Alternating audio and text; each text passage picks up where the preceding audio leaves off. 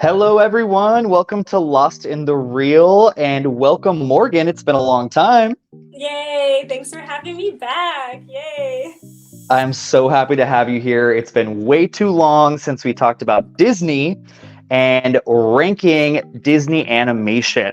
Now, we are going to do some heavy lifting here because we have 14 films we're going to talk about. We are talking about the revival era. A lot of people also call it the modern era. But this starts usually with The Princess and the Frog, but we are also including Bolt because we did not include it in our last video that we did.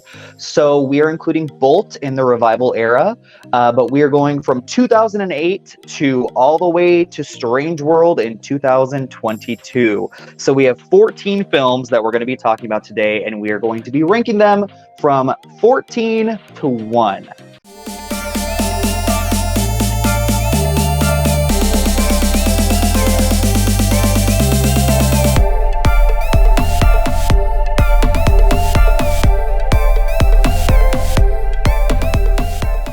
Now, Morgan, what are your thoughts on the revival era? I mean, overall, this is one of my favorite eras. I feel like they did a great job. Out of 14 movies, I like a majority of them. Mm-hmm. There's one I hate, but Oh. just and you'll find out. But overall, they just gem after gem coming out, I think. I would have to agree with you wholeheartedly because I think also we grew up during a lot of these. Like we were in high school for some of this and then going through college and all of that. So, a lot of these they have a very special place in my heart. Some of them I hadn't even seen until a couple of days ago too. So I'm excited to talk about those.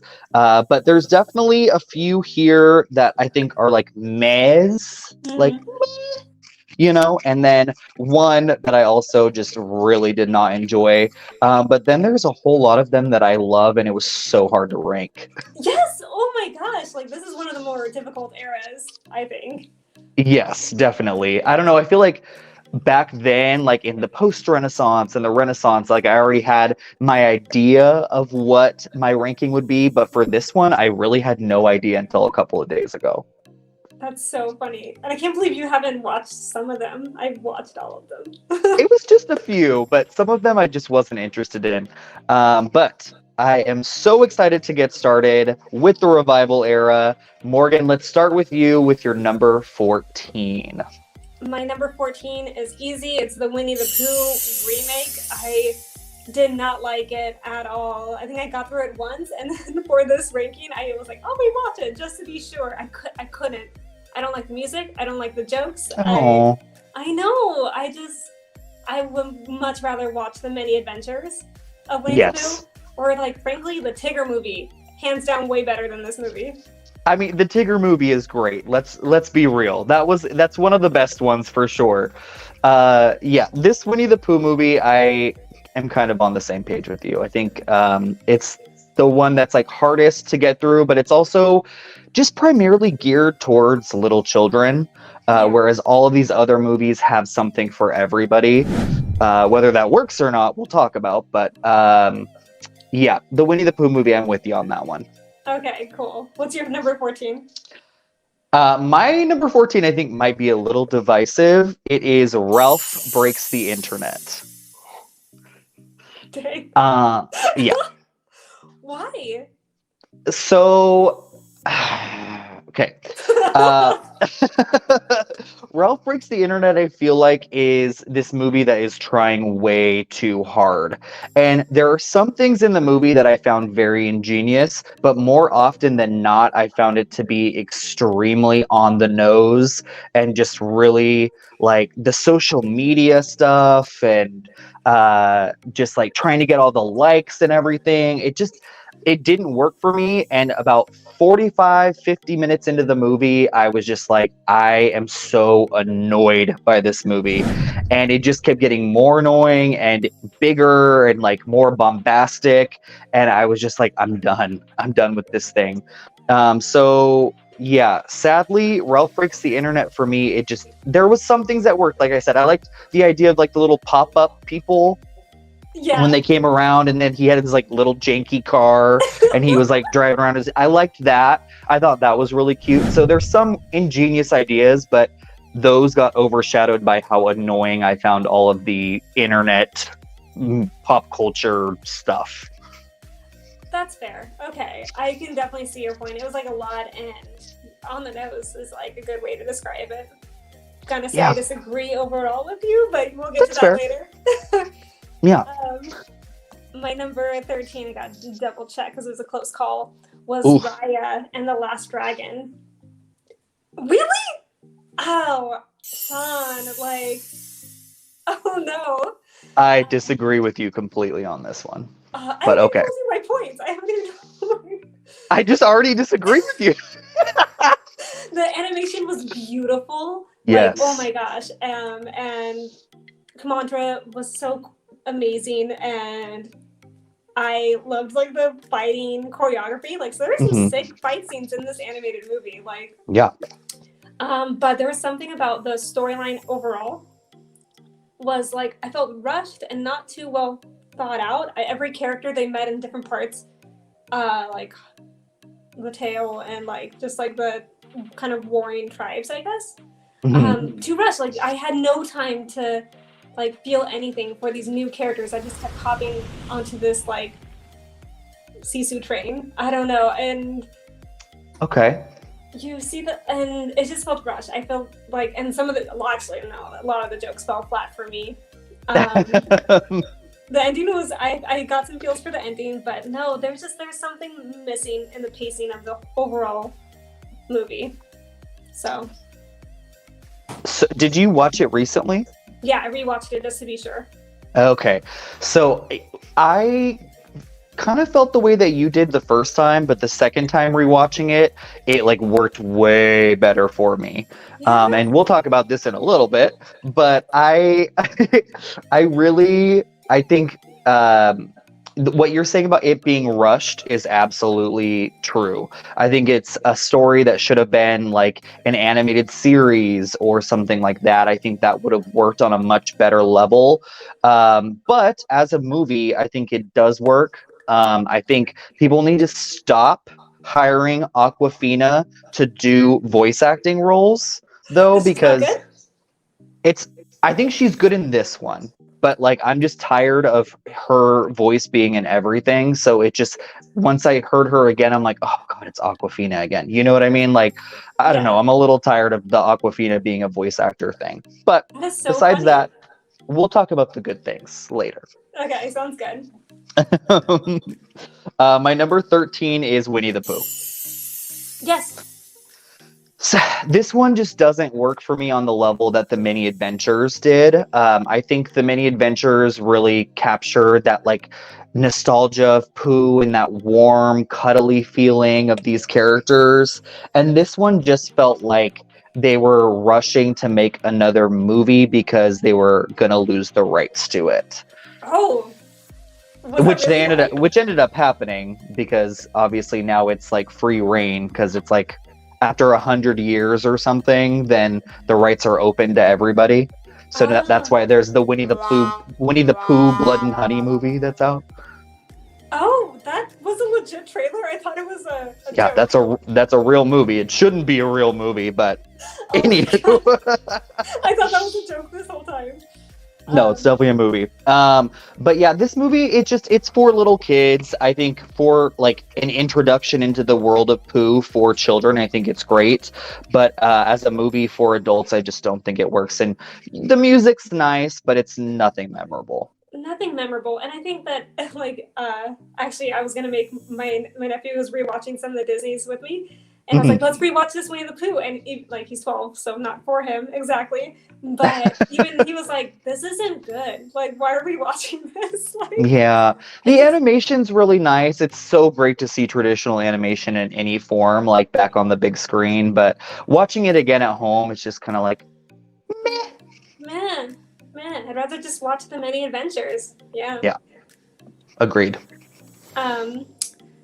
So my number 12, right? Yes. Is this one was actually hard because I remember disliking it, and then I rewatched it. Strange World. Okay. kind of similar thing to Raya, Mm.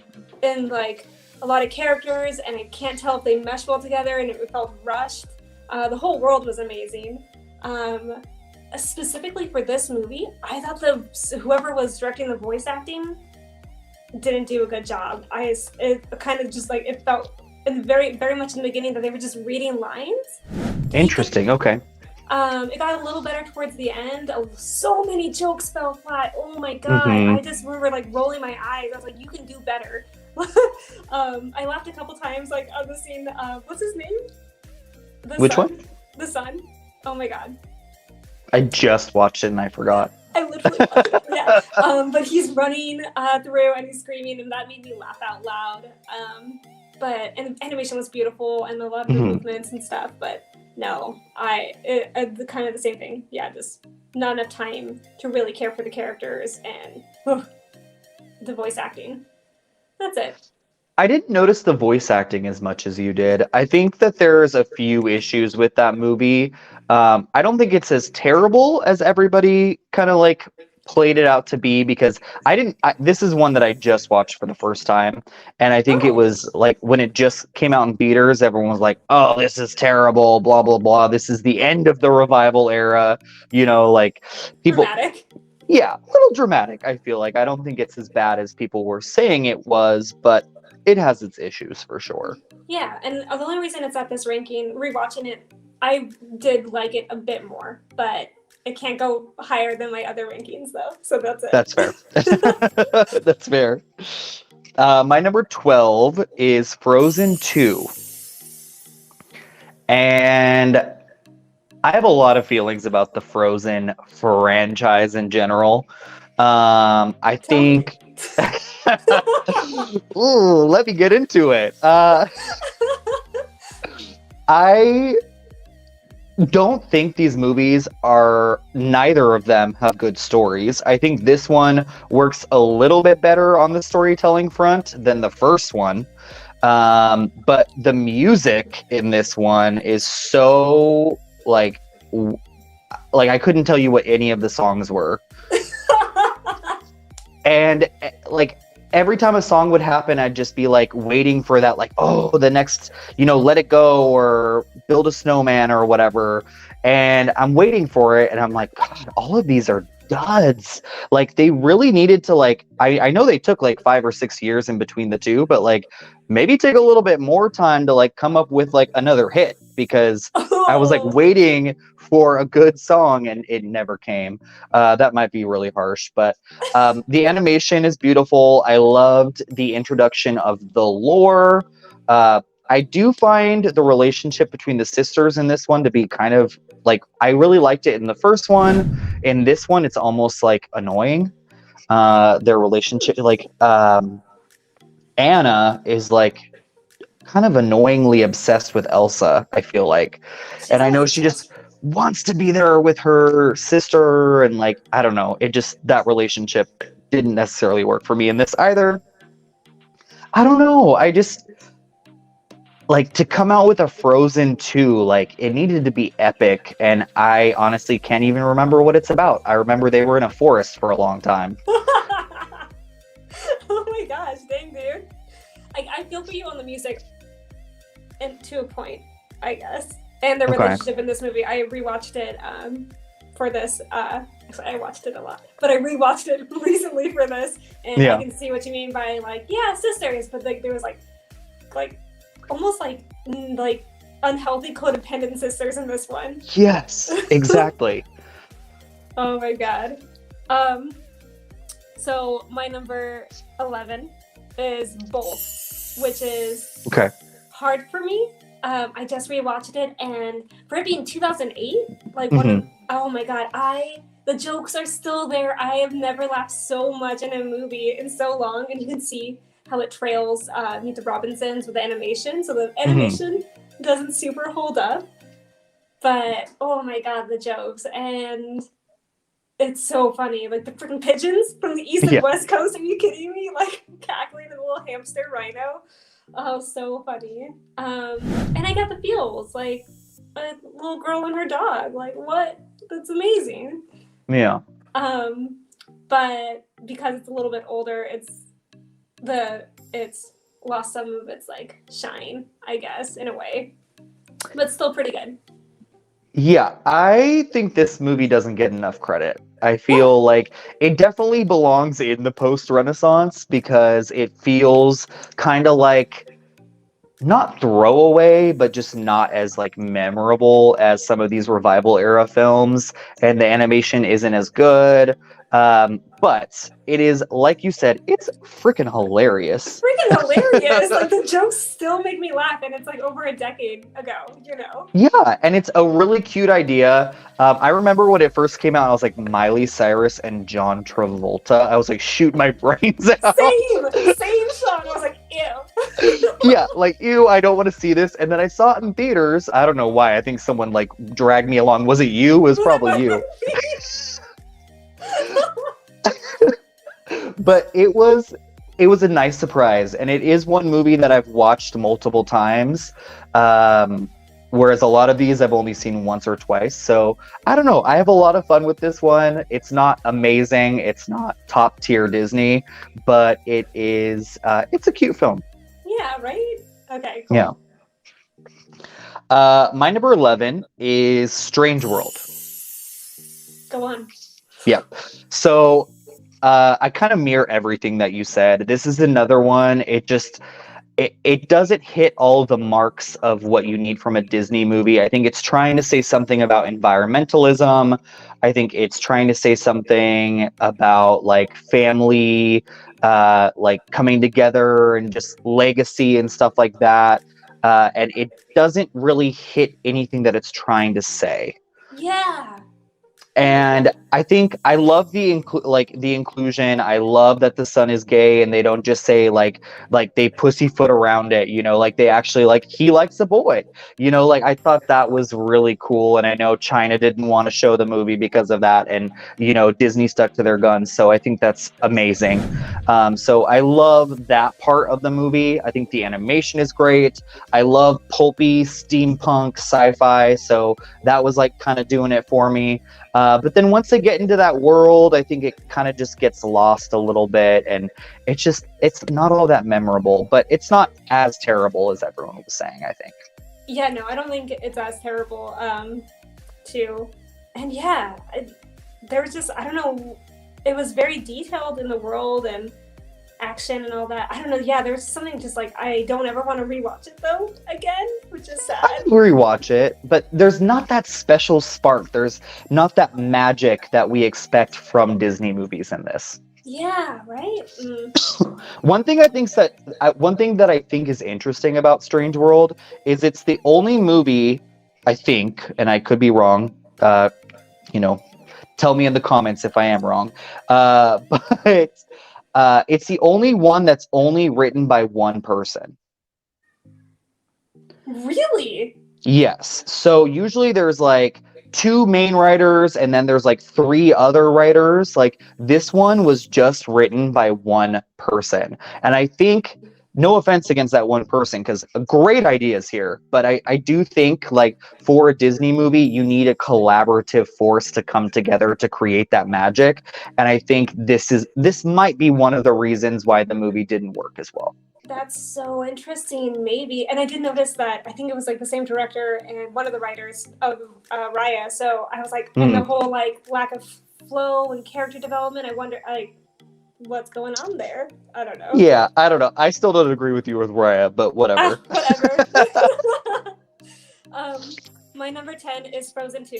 Everything you said. Well, no, not everything. Okay, so I admit that the music is definitely not as good as the first, but also like I noticed that when I was watching it, I was like, maybe I'll rewind it a little to listen to that song again. No, yes. Never once did I feel that way. There's some lines. Which one? Which song? Which song were you like, oh my god, I need to listen to that again? Into the Unknown. I kind of like it. Maybe the Panic at the Disco one. Dude, I legit like let the credits play so I could hear the remakes. The Panic at the Disco one, I was like, that's the best damn song in the movie, and it's in the credits. But no, it's so good. But I agree, like the sister dynamics, like I was like annoyed when it was like you could cherish it in the first one, but they would like overdid it in this one. And I was like, dude, yeah, like calm it down, bring it down a notch. Yeah. Poor Sven, or no, Christopher. Poor Sven the reindeer, but poor Christopher like was just like again a footnote, which I get it. Like okay, and Such a footnote. You're right. Like, honestly, I think people loved the first one because it wasn't really a love story and it was more about the love between sisters. And then this one, they were like, let's throw the love story in there and then also make the sisters be weirdly obsessed with each other. Like, it didn't work. It didn't work. And like, I like the whole like antagonist being like people taking advantage of like, I guess like kind of like the indigenous people away from like civilization. And I get what they were going for, but it was just like, no, I don't know. It just didn't, all of it didn't work. And it was kind of moments of like cringy. And I want, especially Anna's song at the end, I was like, I need to fast forward through this. Like, this is just painful. Yeah, hard pass. Yeah, sadly, it just like was like leagues below like what the first one was, in my opinion. Yeah. That's fair. So my number 10 is...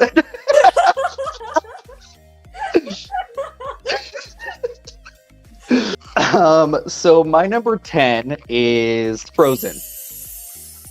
Wow. Yeah. Oh, okay. Where the second movie went wrong in the music, I felt like. I think that there's obviously some great songs in Frozen. I think Let It Go was amazing when I first heard it, and now it's just so overplayed that it's just kind of grating to me. Yeah. But I still think the music is so good in the film, and that's about it. Dang. I think the story for this movie is all over the place, and they had no idea what they wanted to do. And I know that the Snow Queen was one of these movies that Disney was trying to make for years, and they just kept like making scripts for it and then throwing it away, and people kept coming on and then leaving the project and whatnot. And it really felt like a movie that was in gestation for so long that they just had this super convoluted story with all of these different things going on. And the movie does not work on a narrative level at all. I don't think so. I really loved it the first time I saw it, but like seeing it again this time around, I was completely underwhelmed. So I don't get the Frozen love. I feel like there's other movies on this list that deserve so much more adoration than Frozen. No, I agree completely with that, but I still can't agree with your ranking and the storyline, but I'll get into it when I get into it. Okay, sounds good. But they are super obsessed. Like, oh my god. I think I blame Olaf personally. I feel like Olaf is the reason why the people won't drop it. I don't know. Wait, why people are obsessed with Frozen? Yeah, you get like that cute character and then you just can't let go of it. I think Olaf is great for what it is. I think that the short that he did that was like 20 minutes long was horrible because it was just Olaf. It's like the Minions movies almost. Like, let's take the side character and make him the lead. But I think in the movies he does his part well, and Josh Gad is such a good voice actor. Yeah. But you're right. I think the obsession over Olaf, and I don't know. I really don't get the obsession over Frozen. I mean, they're just two white women too, so you can't, there's always that. There's always that. Always that. My number 10 is Wreck-It Ralph. The first one. Wait, am I number The first one? Yeah, the first one. I know, dude. So everything you said, like, I love the first one for what it is, like, the whole game in world and like hopping through and the characters that I've played with, and like it was so funny and creative, and I felt for Ralph, like he doesn't want to be the villain. What's the thing in like their villain group? It's like I can't remember what it is. I love their little anonymous group that they have. It's like Alcoholics Anonymous, but it's for villains. I love that idea. I love that. And then, but rewatching it, some of the jokes got pretty old pretty quickly. I noticed. I was just like, it wasn't there. I didn't like the villain.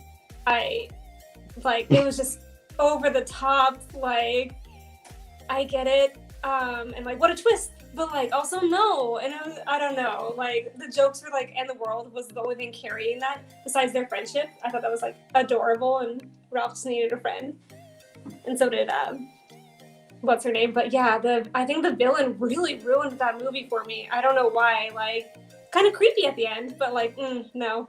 Okay, so you and this villain are like how I feel about the Sword and the Stone and Madame Mim, or whatever her freaking Yes, you name got it is. right. You got it right. No. Okay, Madame Mim is way more annoying than this character. You sure? Even like his Yeah. voice is so stupid. Like, why didn't know? Ugh. Madame Mim, she's so annoying. I'm telling you. No. Okay, agree, disagree. But like, Okay, yeah. that's fair. I'm surprised that this one is lower than Ralph Breaks the Internet for you. I'll tell you why. Okay, that's fair. My number 9 is Bolt. And I think that we kind of went over everything about this movie. I think it's super sweet. And I mean, who doesn't love little puppies and dogs and the relationship between a dog and its owner? I think they capitalize really well on that. I think this is a hilarious movie. And, you know, a lot of people put Bolt next to like Chicken Little and they're like, these are the same. And I'm like, no, Bolt is way better than Chicken Little. Let's be real. The animation is better, the voice acting, the storyline, the comedy, everything. Everything. No, yeah. And I, as we've known from other videos, I'm not big. I enjoy Chicken Little. Why? But like, no, this is way better. Oh my god, everything. Like, it's so good. Yeah, I feel like it's one of their forgotten movies. Like, some people might even forget that it is one of Disney's actual canon animated films. But I don't know. It's a lot of fun, but it's definitely not top tier. Yeah, that's true. Yeah, I'm glad we're kind of in agreement with that. I know. Let's see. So next one is for me is Zootopia. This is when it gets real hard. Hold on, hear me out. This is when it gets real hard. Okay. I loved it when it came out. I think I saw it like 3 times, like back to back. Like I was just like, yes. I love the characters and Zootopia, like this world of animals and like all the specific regions for each animal. Like, yes, like that's so cute and amazing. And I love the dynamics. And I mean, Judy, Officer Hops, like so. I love Judy. So strong and hilarious, and the dynamics of like, oh, like predators versus like prey, like, oh no, and what a twist with the villain, like that. See, that's how you do a villain. That was great, and so funny, so funny, and really like so well thought out story wise. Like I was engaged the whole time, you know. But why is it your number 8? Tell me, because Morgan. It gets hard, and I will tell you. You know me. Okay, so I like musicals, and this doesn't have any music, you know. No. And actually, the Shakira song almost makes me. Oh. But, oh God! Like, no, who allowed this? Oh my God. I'm not gonna lie, when I rewatched Zootopia this time around, I fast forwarded through the montage of her going into Zootopia just so I did not have to hear the Shakira song, and then it plays at the credits too, and I was like, oh, okay, I'll deal with it. But oh no, like that's when I let it play through the montage because I want to see like Zootopia. But the second the movie ended, I was like, no. Yeah. It's just this like guttural feeling of like, I don't want to hear that song. I don't want to hear that song. And so for me, like it's all about story, jokes, characters and stuff, but also I really kind of enjoy music, you know? So that's why it's not up there. I get it, definitely. We'll talk about Zootopia later. Okay. Yeah. My number 8 is The Princess and the Frog.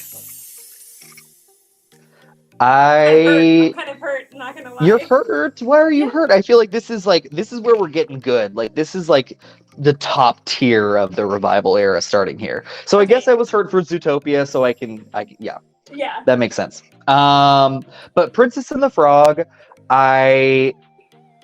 especially watching it again, I just found so much more appreciation for it. I think the music is so good, and that was one thing I did not remember, was that the music was so amazing. And then I love the setting of New Orleans, and they really brought it to life. I am obsessed with, is his name Randy? With the little firefly? What's his name? Oh my god. That's gonna drive me nuts. That's gonna drive me nuts too. Maybe keep talking, maybe it'll come to us. But the little firefly, he's literally the voice of Winnie the Pooh. And so many characters. Jim Cummings, no? Jim Cummings. Disney owns his soul and voice. So. I guess, but he does an amazing job. That little firefly saved that middle part of the movie for me because Raymond, yes, Raymond. I love Raymond. That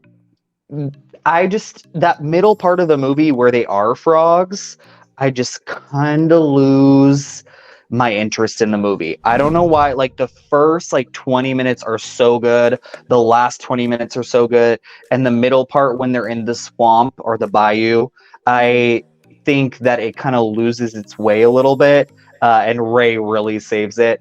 But there's a lot of really amazing things about this movie, and once again, Disney, bring back traditional animation. I know people want to see it. Obviously, we're seeing it in different forms this year, like with a little bit of CGI mixed with traditional animation. But bring that back. We don't need everything to be just CGI.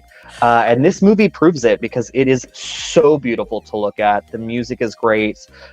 Really, the only thing that puts it at number 8 for me is that middle part that just kind of lags. I can see that. There's something they're frogs. It's cute. We don't have to really put too much into it besides that. Right. Yes. Yeah. But I don't know. I have some thoughts too, but we'll get to that in a bit. Okay.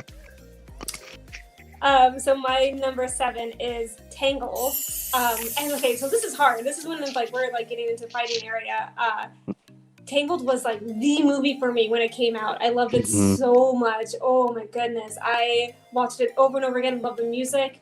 Loved the animation. Was so beautiful because we no longer had Bolt in a way. And Meet the Robinsons, we didn't have that animation. It was top tier. And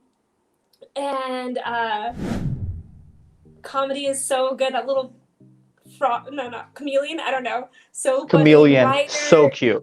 So cute. And the horse, oh my god, laughing out loud. And what a villain in Mother Gothel. Honestly, that end scene is terrifying and very, very dark for what I was expecting of Disney. I think we see even spoilers. It's been over a decade. Blood when he's stabbed, and then that scene of her, Mother Gothel, falling to her death essentially. Death. Challenges one of the scariest things for me of Rasputin and Anastasia dying. It was pretty terrifying and dark. And I just I rewatched it and it's still solid in all of that animation, jokes, music's great, except that one song I hate. Which one? I See the Light or something. I don't know. It's the ballad they sing to each other in the Wait, boat. when all the lanterns are going up? Yeah, I hate that song. Okay. Well. And the only reason it's not up higher because I was obsessed with this movie when it came out. Is because it's been over a decade and it's kind of worn. It's a little tired. It's a little tired, yeah. I agree with you everywhere on this movie. Nice. I mean, I'll go into it a little bit more, but I do think that Tangled is, at least for me, it's the way that you adapt a fairy tale and that princess, the classic Disney formula of a princess and a fairy tale and all of that. To me, Tangled did it right where Frozen did it wrong. Fair, yeah. Even though you haven't talked about Frozen yet, have you? I know I haven't talked about I see what you're saying. I see what you're saying. Totally. Yeah. My number 7 is Wreck-It Ralph. The first one? The first one. Oh, yeah. Yeah, you already did it. Okay. So there's a big difference between the second one and the first one for me. I watched them back to back this time, and I just realized, to me, it was Kiss. Keep it simple, stupid. Okay? So they had the right... They did such a brilliant job. They had this ingenious idea, and everything just made sense in Wreck-It Ralph with the arcade and them going through, and it just worked. The world that they built, it was brilliant. It was like all the little ideas, bringing in all these characters, the nostalgia effect, and then I agree with you a little bit on the villain. Sometimes he's annoying. He's so annoying. But it like works for the world that they're in, this kind of like Candyland world. I think that the relationship between Ralph and Vanellope. Yeah, Vanellope. Vanellope. I love their little relationship that they have together, and how it builds in this one. Yeah. And I don't know, this one works so much better on a comedy level, on an idea level. Everything works here. I do think that they spend way too much time in that Candyland universe or whatever.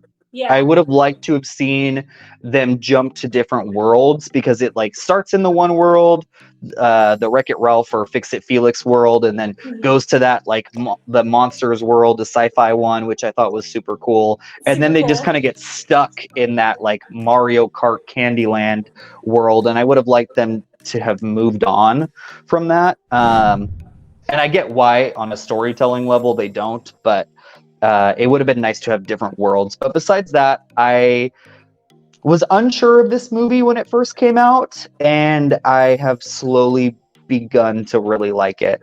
I just wish it was the second one could have done as good of a job. So my next one is Ralph Breaks the Internet. Oh my god, every time. Dude, like, okay, hear me out. Okay. I can see what you're saying, where it's like two on the nose, like we get it, social media, internet. Mm-hmm. But also what you just said about the first one, how you wanted more of like other games. I love that this one allowed you to see like the internet and all of it, like the search bar where like you could see like people typing in a search and he's trying to predict it. Like, you know, does that make sense? Like, there's like all these little internet jokes that like made me laugh out loud so much, and is like, I mean, currently it's super relevant. Like all the jokes, I just love the internet joke world. Like, I thought it was so great and creative in a way, interactive. I love that, and you still get that the friendship dynamics of Ralph and Vanellope. But what I love more. That works in this movie. The friendship, it's not like Frozen 2 where the relationship was like kind of cringy. Their relationship in Ralph Breaks the Internet, it does work. It does work. But also, like, for me, I love jokes, and the villain's very kind of important. And the fact that this one didn't even have a villain, which is why they definitely improved upon the first one. It was like, it was just like the struggle of friendship and like any relationship and like feelings and like kind of understanding them. Like, I loved that. I hope like everyone like watched that, and it was just like, it was so creative, and there was no exact villain, you know. I love that. I think that's why it went leagues above the first one. Wow, we are so on a different page about this movie. I know, I see this. And I do get what you're saying. I also have an opinion about not having a villain and why it works for a film, when we'll talk later. But I do get what you're saying. It's just too much. Like, I don't know how to explain it. And I guess when you're going into the internet realm, you know, it's so overwhelming. So maybe the movie needs to be overwhelming too. Yeah, maybe they caught that. But I don't know, like, and what you're saying about it being relevant, I kept thinking, like, in 10 years, this is not going to be relevant at all. Yeah, it's not going Whereas to age well. the arcade one will be relevant. Like the first one will be always relevant because that's like a time capsule, whereas the internet is ever changing. So it might be a time capsule in that sense, but like Twitter, like the Twitter birds and stuff, I was like, oh well, that's not really relevant anymore because now it's X. And like Right. then there's that Colleen girl, the Miranda Sings girl that has like a little cameo in Ralph Breaks the Internet, Oh, I who's didn't now remember like that. a pedophile. Like Oh, uh yeah. She or was in that, alleged, isn't excuse me. She has like a little teeny cameo in it, and he? like I was just like, that's why like it really doing something like breaking the internet and going into that world. I think it like you have to try to find line, and I think it just kind of went over that line for me. Oh, yeah. I can see it definitely not aging well, as it's already not doing so well. Well, that's what happens when you do it on the internet. But as of right now, besides the Miranda thing, like, it's still, I think it's still better than the first one. The overall, like, moral story and stuff. Yeah. Dang. Okay. That's fair. I think we both understand each other on this one and why we, yeah. My number 6 is Tangled. Yeah, yay! Yes. Definitely same reasons. Like I said, I think this is the movie, like the definition of a classic Disney movie in the modern era. And the music is great. Mandy Moore is fantastic as Rapunzel. All the little side characters are great. The prince is like really endearing in this one. I don't know. Everything about this movie is really charming, but the only reason it doesn't hit the top 5 is it does feel like a little bit like it feels a little tired. I don't know. It's been a long time. It's been a long time. I've seen it many, a lot of times. It's still a great watch, but it doesn't hit that mark that some of these other movies do for me. No, I completely agree. It would have been up higher, but like I've probably watched it once a year for the past 10 years, and it's just not there. Versus like the ones in my top, we'll find out later, but they're a little bit more fresh. Yeah. So my number 5 is Big Hero 6, and this is when it's so hard. I love Big Hero 6. When it first came out, I was like, oh, it's gonna be a cute movie. I'll watch it. Little Marshmallow Man robot. But did it prove to be so much more? Writing the characters, oh my god, such feels, and the jokes, oh my god, fairy baby, like I cackled and then like rewatching it, and it's like I don't even know how many times I've seen it.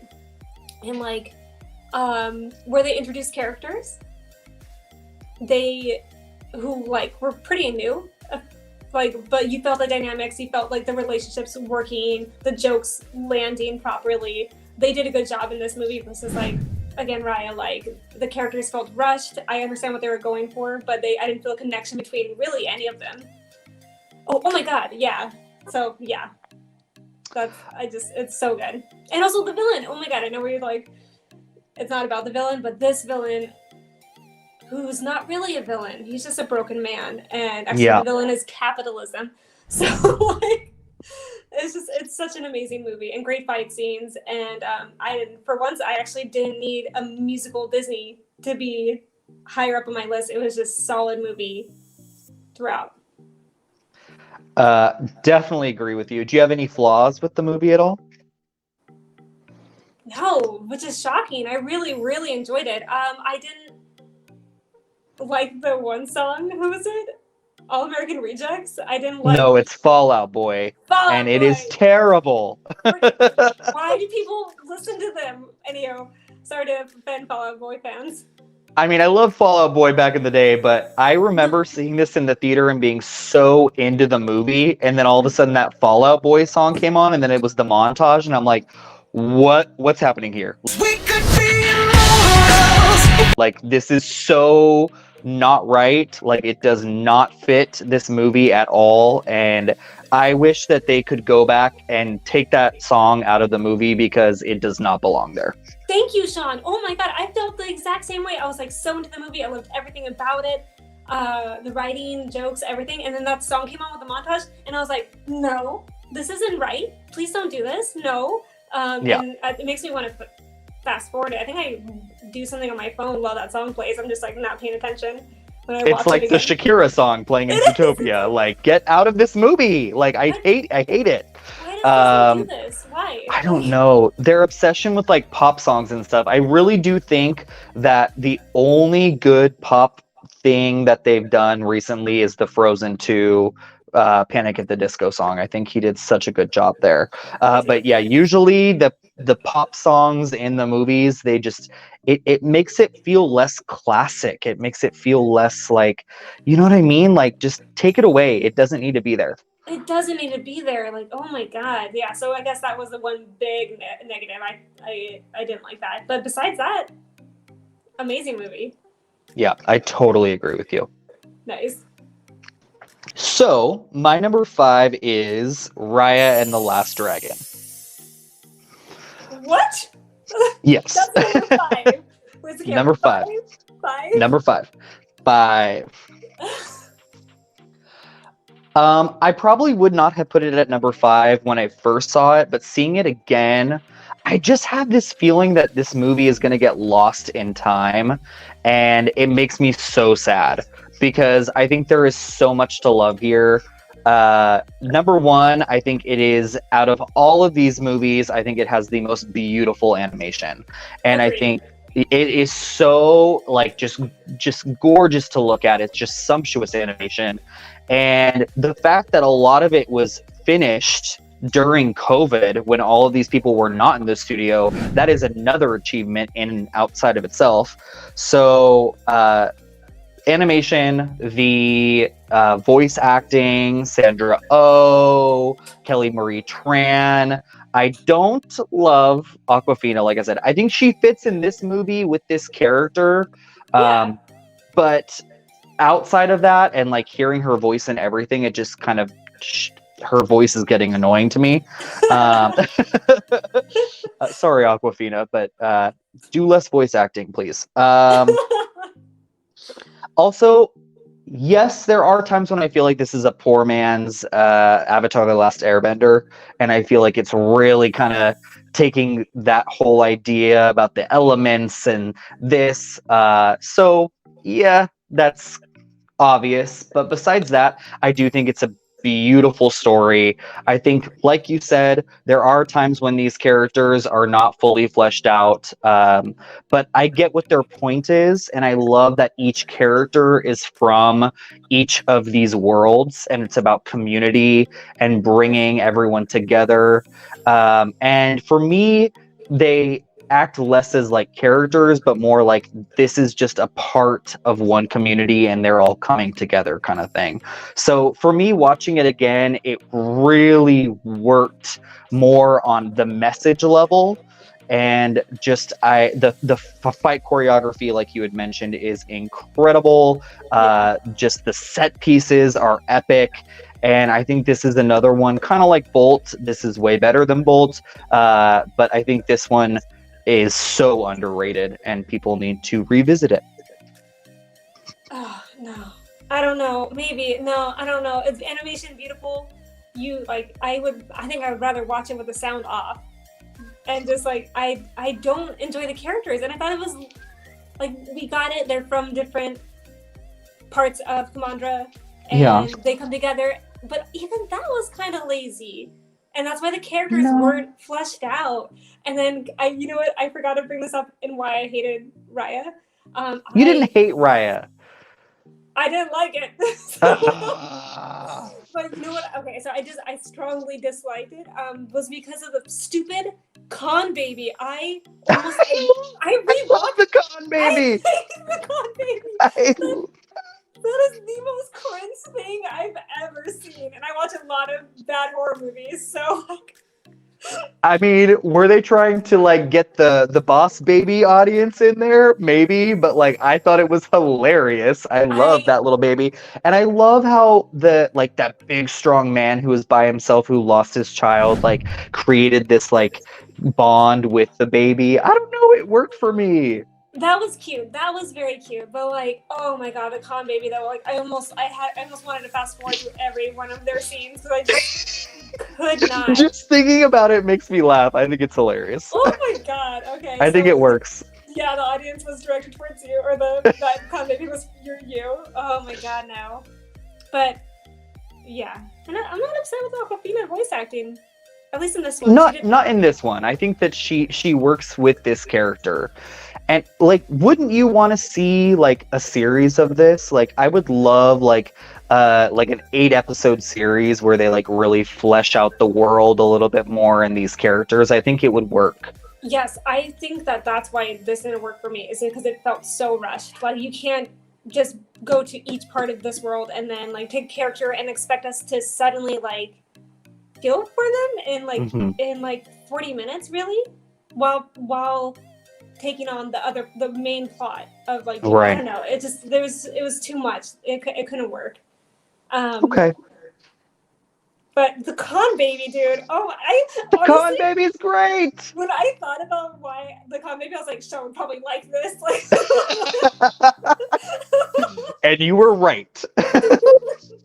Yep, I know you so well. So this is when it's like so hard. But my number 4 is Princess and the Frog. Okay. Everything you said. Oh, how I missed the animation. Just like, like no more CGI, Disney. Give us a break for a little bit in a way. Even though we just said the animation for Raya was so beautiful. Like, and it was, but yes. And it was. Oh, so great. And then just Anika Noni Rose and the songs. Are you kidding me? So wonderful. And like just like taking place in New Orleans during that time. And what a villain. I'm sorry, I always go back to the villain, and what a villain. Oh my god. And this Friends on the Other Side, like that's one of like, for a newer animation or a villain song, like that's one of the top ones. So good. So good. I think about all the voice acting in all of these movies that I love, and Keith David as the villain in this is perfection. Perfection. Oh my god, I didn't even know what he's saying. That was amazing. So good. And then actually, it's so funny that you brought up Raymond. I think it's one of Jim Cummings' worst characters. I think. I don't know. I some of it, like, when, I don't know. It was good. It was cute. I think Lewis was like my favorite side character. I love Lewis too. Yeah. And I did not like Raymond's song. I didn't like that. I want to fast forward to that. But and then yeah. I like the swamp. What you said about like them being like frogs in the bayou. Mm-hmm. I could see what you're saying. Like they're like not doing much. Like some like alligators and like whatever. But like I thought it worked. I thought it was entertaining still. Rewatching it, and I'm biased, dude. I watch this like 3 times a year, like like every year. Oh, you don't like Raymond? No. I love Raymond. I love the whole idea of him, like how he like the prince keeps saying like that's not real, or he says something about like he's basically blind. It's like the star up in the sky that's, it's fake or whatever, and how he ends up being a star in the sky with her. Like, I don't know, that like beautiful. I loved it, and it's so perfect Disney. Like, I don't know, that character has such like a great arc in this movie, I feel like, and he's so goofy, but he just like brought to life that middle part for me. That's so true. And that ending where he becomes a star next to Evangeline, like, oh my god, I just got goosebumps thinking about it. I know. It's so good. It came out in 2009 versus like Tangled 2011. And I just and I rewatched it, and I'm like, it still gives me the feels. I love it. Yeah. It's so good. Yay. It really does. Yeah, I love that movie. I think that's another one that people don't really talk about as much, but it deserves more love for sure. Yeah. My number 4 is Moana. Nice. I remember the first time seeing this, and when she started singing that song, How Far I'll Go, is that what it's called? Yeah. I literally, the goosebumps happened. Everything that you expect to happen, like during a Disney musical, happened for me, and it hasn't happened since. Even though there's been some great music, but that one song for me, like I just remember being like, oh my god, this movie's so good. And then for the rest of the movie, I was like, this is incredible. The animation is also so beautiful. So beautiful. I love the character. I love her journey. I think this is the best The Rock has been in a long time. I just love him not taking himself so seriously and also being more vulnerable, having a more vulnerable part in this, I think is great. And I don't know. I don't have anything really bad to say about this movie. I don't really love the villain, the crab or whatever. I don't really love his song as much. Dude, I know no. some people are obsessed with it, but that's not really my thing. But besides that, I love this movie. I agree. Actually, with everything you just said. So good job. My next one is Frozen, and ooh, I'm gonna go into it. Okay. I love the music way better than the first one, dude. But hear me out. Hear me out. Okay. Okay. So, we've had nothing but like Disney princesses and a partner, a prince, whatever, like for 100 years. No, besides like smaller movies, and this one came out and like true love, and it was just like sisterly love, and like, and again like Christopher being like a footnote, like that was one of the most refreshing things as a Disney fan that I've experienced in a long time. Like it was kind of not groundbreaking, it wasn't that amazing, but it was challenging to what we've seen for like 100 years, you know, like I love that. I just remember watching that and I was just like, yes, like where has this been? Just like women supporting women. Like, no, you're not wrong. And so it will always be up there just for the fact that like it's not centered around finding that kind of true love, you know, or any kind of like something like that, and like the women save each other in a way. And I love the music. I think Olaf is hilarious. All the feels. I don't like the troll song too much. Like that was weird. It was kind of like here's Christopher's again, a footnote. Again, everything tied to Christopher is like a footnote, which I get. But and it's the storytelling in general. But I think the plot works so much more. Like what a twist. When you thought that Hans was gonna kiss her, admit it though, like when you first saw it, and I was surprised. Yeah, exactly. I thought that was storytelling, and then I don't know. I thought it was very well thought out, honestly. I liked how they didn't make another evil queen. You know, that would have just been boring. They made a twist and it flowed and it was working. I thought it was really, really well done. Am I tired of Let It Go? Hells yes. Oh my God, please don't ever play that song again. But for writing, animation, jokes still stand up. All the characters really do seem well thought out. And the sisterly dynamics are not unhealthy. So that's good. Yeah, not in this one at least. Not in this one, yeah. So yeah, it's up there, yeah. Yeah, Adele Dazeem, she's so good as Elsa. No, Idina Menzel? Idina Menzel, Adele Dazeem, whatever her name is. That was on purpose. I'm not John Travolta. I think she's great in the movie. I think she's also really good in the second one. I think Kristen Bell too is really good. I was surprised by her singing voice. I think in the second one she doesn't have as much range for some reason. I don't know, Morgan.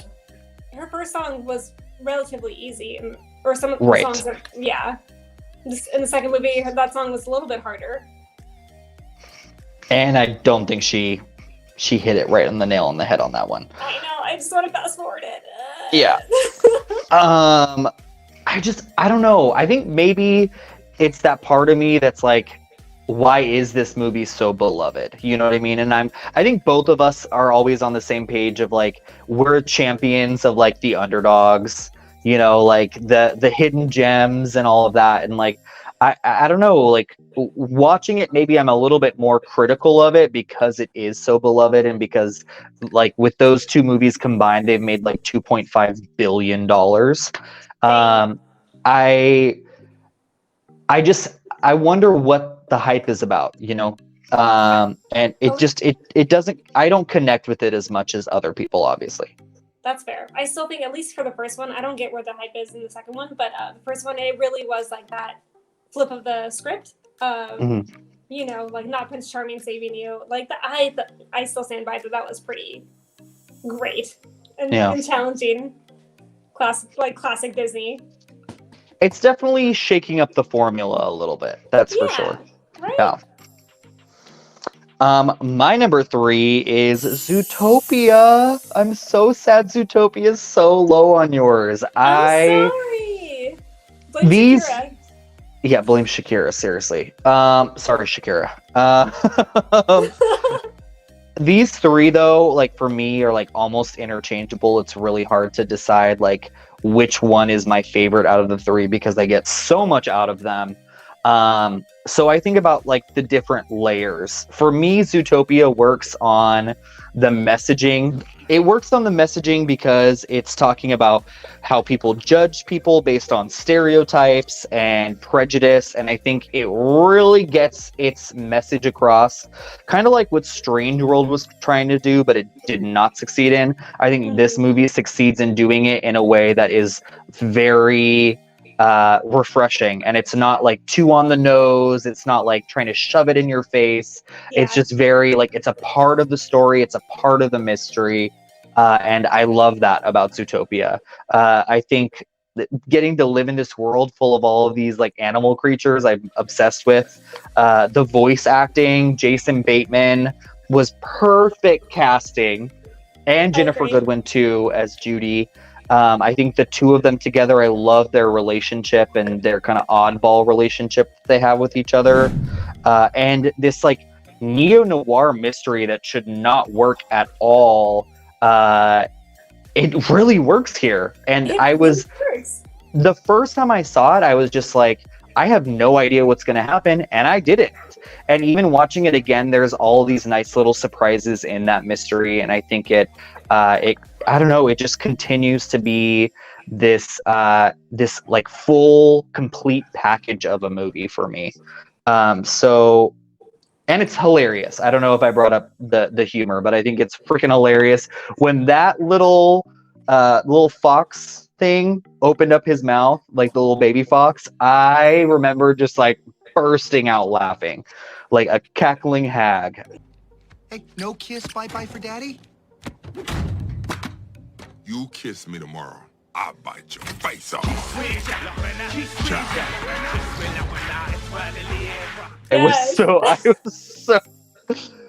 There's just so many great moments in this movie. I love it. Talking about it right now, I'm like, why isn't it not at number 1? But it's number 3. I know, and like now, like hearing your take on it, which like I did know in like the back of my head, but like no, you're right. Like it should have been. I need to. Maybe bump it up a little bit more in this range. I think that would probably be good. What was it on your list? It's like number 8 or 9? No, it wasn't 9. I feel like it was. Oh, it was 9, I think. Wait. No. It was like 6. Wait, 1, 2, 3, 4, 5, 6, 7, 8. It was 9. Okay. It was 9! I'm sorry. That's way too low. But sometimes it can't beat Tangled. I love Tangled.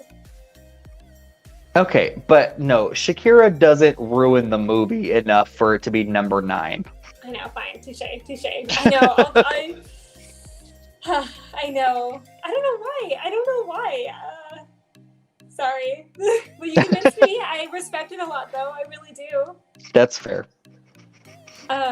So my number 2 is Moana. And actually, like, almost like word for word what you said, like, like, how far will I go? Like, oh my god, like, yes. Goose People's beautiful animation. Moana as a character is so strong and like amazing, and like The Rock as like that demigod is so amazing. Like, and his song, who knew The Rock could say words in a time? And it's a very catchy song. It's a good song. It's a good song. Oh, great music. Besides, I completely agree. I think the Shiny, I don't really care for that song at all. Yeah. That scene kind of could have not existed too. I completely agree. Like that's like one part that I would cut out of that movie and I would be okay with it. Yeah, I mean, I guess they were like, we need to have an adventure to get his hook back, I don't think it worked very well. That's like the one negative I think of this movie.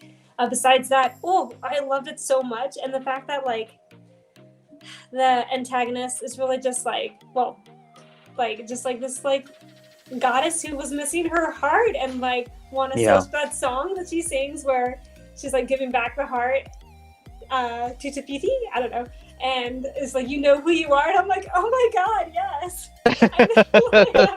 It's so wonderful. And I mean, I think I saw it so many times in like theater, and then when it started streaming, and then like every time there's like a sing-along and you can see it live, like, yes, I want to go see the Moana sing-along, thank you, the music's that good. Yeah, the music is so good. Yeah, I definitely think it's better than Frozen. yeah, The Frozen's definitely. music. Oh yeah, Like definitely. there's just something about it that's more catchy, it's more upbeat. I don't know. Like, yeah, Frozen's a little bit more like classical Disney, but I don't know, Moana, it hits so much harder for me. Totally. My number 2, and a lot of people will be surprised by my number 2, but my number 2 is in Encanto. Wow. And this movie I've had a weird relationship with because the first time I saw it, I was like, I liked it, but I just like it was not what I was expecting at all. And I don't know what I was expecting, but it is totally talk about changing up the formula of a Disney movie, you know? And I think that's what this revival era is all about. It's really taking the things we love about Disney and that Disney magic and really revamping it into something completely different than we haven't seen before. But Encanto, every time I watch it, I love it more and more every single time because the music by Lin-Manuel Miranda is incredible. You know, not just We Don't Talk About Bruno, even though that song is fantastic. All of the songs, Stephanie Beatriz in the lead role, her songs are so good. And what a surprise she is. Every time I see her as an actress in anything, I'm always shocked by how great she is. She's amazing. Totally a huge up-and-comer, if she's not already there. I mean, I feel like she's here. She's here, but like she deserves like a big, great, meaty lead role. Like she deserves to be a leading lady. I love her. But the idea of this house being like this magic house, and I don't know why at first I didn't understand it completely, and like, how is this the story? And the more I watch it, the more I realize like it's so about this family, and the house reflects this family and their journey, and there is no villain in this, and that's why I love it. And it works so well because you could say that the grandma or the abuela is the villain, but she's not at all. Like, you understand why she's doing what she's doing, and it works so well. The emotional beats get me more every single time. I cried this last time, and that was the first time I cried during any of these movies. What? Heartless. Oh No, well, no, like watching it this time around, because I was watching so many of them in a row, and then I watched Encanto, and I was just like, oh, it's happening again. what is this liquid coming out of my eye? But this movie is just so damn good. It's brilliant. It has all that Disney magic. It has a great message about family and our expectations of the people that we love. And I can't say enough good things about it. I can't wait to watch it again. Oh my God, Shawn, yes. Well, I'm just gonna go right into it. My number 1 is Encanto. Talk about flipping the script, like having like really no villain exactly. Mm-hmm. It's just the storyline of like the family dynamics through this like enchanted house with like specific powers to kind of show the characteristics of these people is so wonderful and amazing. And you have this creativity that allows it to be fun and lighthearted, but also at the same time not lose the deepness of what the message is. And like, what superb writing! Oh my god, the Yes. characters and everything. And it's so funny that you said when I saw it in theaters too, I left really enjoying it, but also kind of like I remember like standing there outside of the theater being like, I don't know how I feel about this. Like, what were I these don't know feelings? why. I don't know why. But of course, being me, I rewatched it multiple times. Shawn, I watched it once a week for the past 3 weeks, and it wasn't even for this ranking. It's just because I really, really like the movie. It's fantastic. It's fantastic. Oh my god, and the animation's beautiful. The music is, I think, peak Lin-Manuel, like so wonderful. And I love it so much. It is one of those movies. Granted, it is one of the newest ones of Disney of this era to come out. So it's fresh. It's not tired like Tangled. Exactly. But it has the same feelings of like, oh my god, I'm gonna watch this once a week until I die. Like, and I love the music, and I cry. Like I cry every time I watch it. Honestly, Dos Orejitas, like I like tears immediately. Like here it is. It is superb, and I hope Disney keeps putting out films like this. Honestly, like it's so amazing. So refreshing. Like we talk about world building in these movies, and to create a world that is like our own but so magical and different in this house, you know, like every time, like I want to go and revisit that house all the time, you know. And also to make a movie so like it's so lighthearted at times, but to talk about things that are really serious and really just like kind of heartbreaking, whilst also being this like upbeat Disney movie celebrating culture and everything. It really ticks every single box. Yep. Amazing. Oh my god. I love it. I'm so happy that we're on the same page about that one. I mean, I think honestly the entire movie viewing world agrees with this. I think so too. I don't know how you could hate this movie. But like I said, I don't know why I did not fall in love with it the first time. Same. And my whole family, I saw it with my family, and we all walked out of the theater, and we're just like standing there awkwardly, and we're just like, that was nice, right? Like it was just so weird. And I don't know what we were expecting, but then it's like the more you watch it, you're like, yes. Like yes. The more you watch it, the more you love it. Yeah. And I feel the same way about my number one, which is Big Hero 6. Yes. Oh my god. Yes. I think the reason I love this movie so much, it's also the one I've watched the most. This is the one, kind of like you, where like I'll watch it definitely at least every year. For me, the way that it deals with loss is so profound, and like how he loses his brother and like he wants to continue his brother's legacy. I think it's so beautifully done, and Baymax is one of the best side characters of any Disney movie. Scott Adsitt's voice performance in this is so good. And the fact that you fall in love with this like weird marshmallowy robot, and you really feel for him, especially what happens later on in the movie. It's heartbreaking. We're talking about it right now. Makes me want to cry. But I love what you said about the character development too. I think that they did such a smart job of setting up all of these characters for this team early on, and their relationship with the older brother, and then for them to be there for the younger brother when everything goes down. I don't know why I'm speaking in like non-spoiler. Like everyone has seen this movie. Everyone has seen this movie, and if you haven't, go see it. Like it's so great. But yes, so the character development I think is fantastic. I think they really hit the nail on the head. There's not too much exposition, but there's just enough that you really get to know these characters. And the villain, talk about creating a villain that's sympathetic but also downright evil and super creepy with the mask, the kabuki mask.